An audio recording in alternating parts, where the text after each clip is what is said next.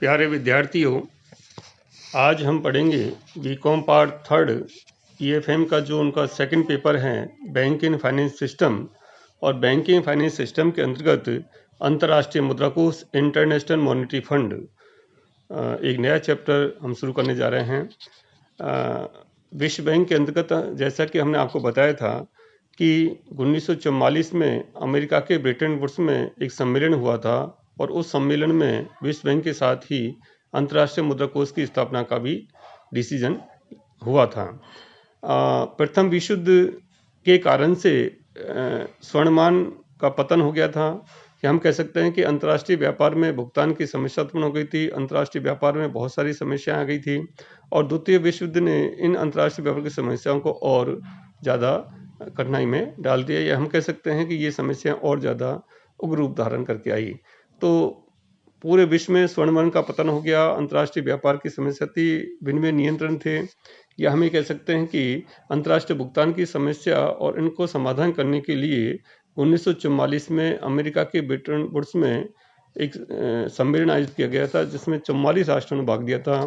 और इस सम्मेलन में पर्याप्त विचार विमर्श करने के पश्चात ये तय हुआ कि अंतर्राष्ट्रीय व्यापार को बढ़ावा देने के लिए एवं भुगतान संतुलन को असंतुलन को दूर करने के लिए या अंतर्राष्ट्रीय भुगतान में जो कठिनाई आती है उनको समाधान करने के लिए या विनिमय नियंत्रणों के संकट को दूर करने के लिए अंतर्राष्ट्रीय मुद्रा कोष की स्थापना की जाए और युद्ध से जो पीड़ित अर्थव्यवस्था है उसको पुनर्जीवित करने के लिए या विकासशील राष्ट्रों का विकास करने के लिए विश्व बैंक की स्थापना की जाए। और इन दोनों संस्थाओं की स्थापना का निर्णय 1944 में लिया गया था और इसी निर्णय के आधार पर दिसंबर 1945 में अंतर्राष्ट्रीय मुद्रा कोष की स्थापना की गई। और इसका मुख्यालय, अंतर्राष्ट्रीय मुद्रा कोष का जो मुख्यालय है वो अमेरिका में ही वाशिंगटन डीसी के अंतर्गत है, यानी कि अमेरिका में ही वाशिंगटन डीसी में इसका अंतर्राष्ट्रीय मुद्रा कोष का मुख्यालय है। अब हम देखेंगे कि अंतर्राष्ट्रीय मुद्रा कोष के ऑब्जेक्ट क्या हैं। Object of international monetary fund, अंतर्राष्ट्रीय मुद्रा कोष की स्थापना का जो समझौता किया गया था उसके अनुसार, उसकी धारा 1 के अनुसार इसके उद्देश्य निम्नलिखित हैं, या हम कह सकते हैं इसके उद्देश्य इस प्रकार से हैं। पहला उद्देश्य है अंतर्राष्ट्रीय मौद्रिक सहयोग स्थापित करना, यानी कि सदस्य राष्ट्रों के बीच में जो अंतर्राष्ट्रीय मौद्रिक सहयोग है वो स्थापित करना है।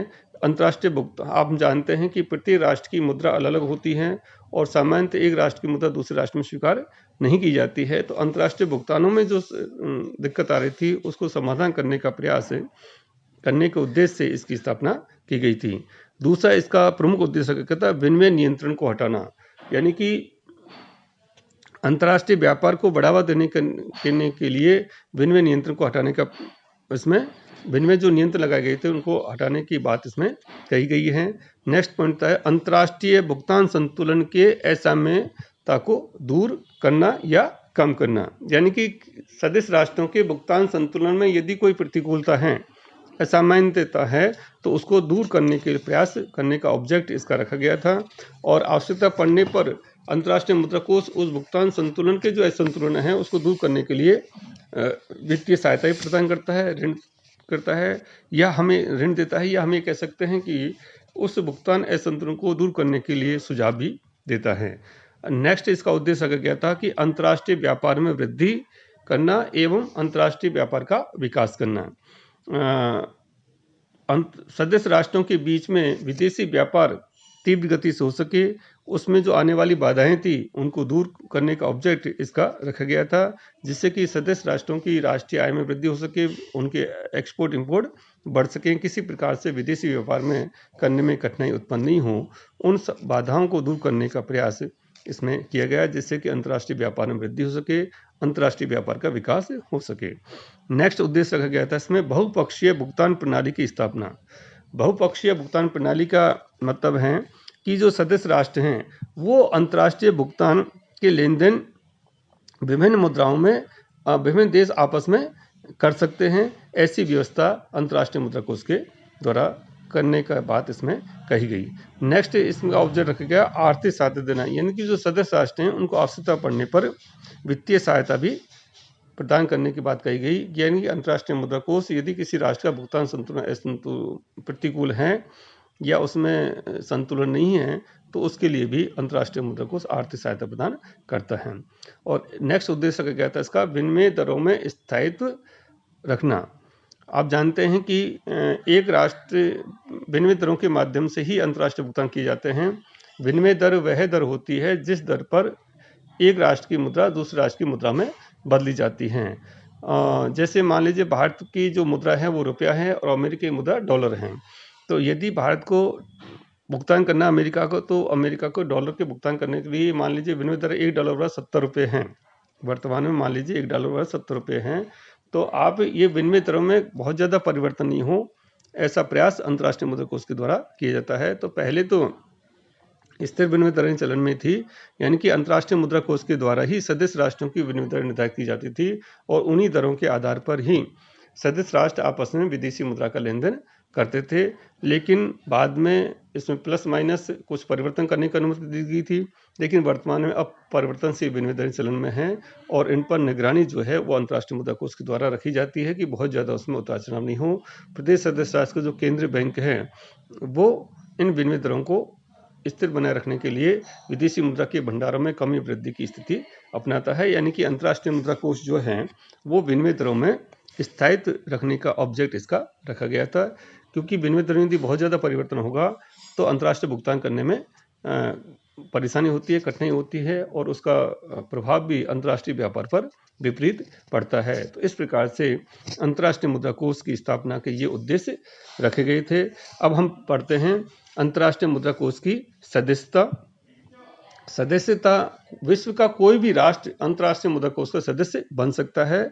जो राष्ट्र अंतर्राष्ट्रीय मुद्रा कोष के नियम कानूनों की पालना करता है या नियमों की पालना करने का सहमत होता है, वो अंतर्राष्ट्रीय मुद्रा कोष का सदस्य बन सकता है।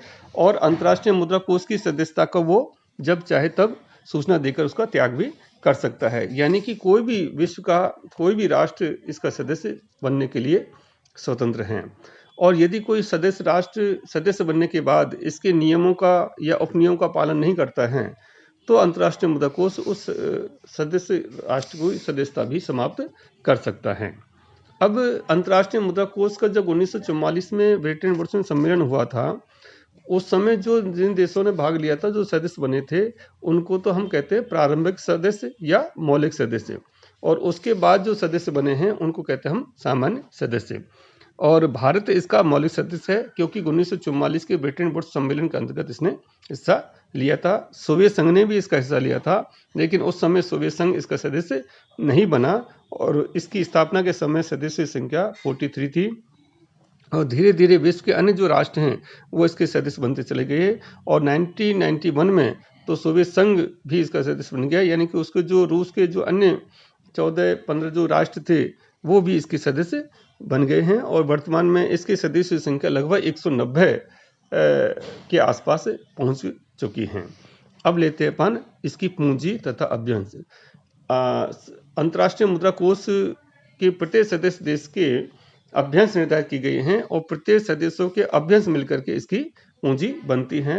अंतर्राष्ट्रीय मुद्रा कोष की स्थापना के समय इसकी पूंजी $1000 करोड़ निर्धारित की गई थी और इसमें जो सोवियत संघ चूंकि इसका सदस्य नहीं बना तो उसके हिस्से की जो राशि थी $120 करोड़ वो नहीं हुई थी। तो प्रारंभिक जो स्थापना से इसकी पूंजी रह गई थी वो थी $880 करोड़ इसकी पूंजी तय की गई थी और भारत भी इसका सदस्य था। तो भारत की उस समय थी इसकी $40 करोड़ पूंजी थी और सबसे ज़्यादा पूंजी जो लगाई उसमें अमेरिका ने लगाई थी। यानी कि अभ्यंश जो हैं अमेरिका के पास में सबसे ज़्यादा हैं, आज भी हैं और उस समय भी ज़्यादा थे।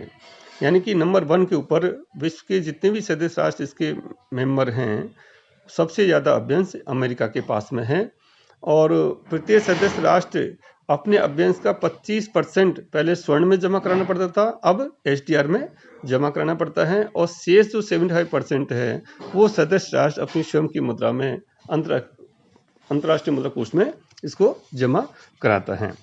आवश्यकता पड़ने पर सदस्य राष्ट्रों के जो अभ्यंश हैं उसमें वृद्धि की गई है।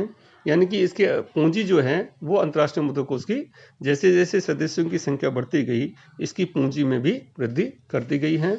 और हमें कह सकते हैं आज भी अंतर्राष्ट्रीय मुद्रा कोष की जो अभ्यंश हैं सबसे ज़्यादा वो अमेरिका के पास में हैं, और America, Japan, France, Germany, Britain, China, Saudi Arab, इन राष्ट्रों के पास में सबसे ज़्यादा अभ्यंश हैं।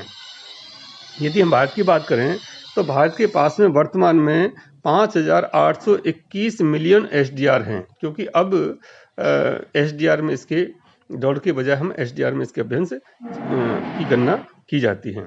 सदस्य देशों के अभ्यंशों का जो निर्धारण है वो सदस्य देशों की राष्ट्रीय आय, उसका अंतर्राष्ट्रीय व्यापार, उसकी आर्थिक स्थिति आदि के आधार पर अंतर्राष्ट्रीय मुद्रा कोष के द्वारा तय किया जाता है। तो इस प्रकार से आज हमने देखा है कि अंतर्राष्ट्रीय मुद्रा कोष एक ऐसी संस्था है जो कि अंतर्राष्ट्रीय व्यापार को बढ़ावा देती है, अंतर्राष्ट्रीय भुगतानों की यदि कोई समस्या है तो उसको समाधान करने में अपना सहयोग प्रदान करती हैं, अंतर्राष्ट्रीय विनिमय जो दरें हैं उनमें भी स्थायित्व लाने का प्रयास ये करती हैं, और आवश्यकता पड़ने पर सदस्य राष्ट्रों को आर्थिक सहायता भी प्रदान करती हैं। तो आज की वीडियो में इतना ही। थैंक यू, धन्यवाद।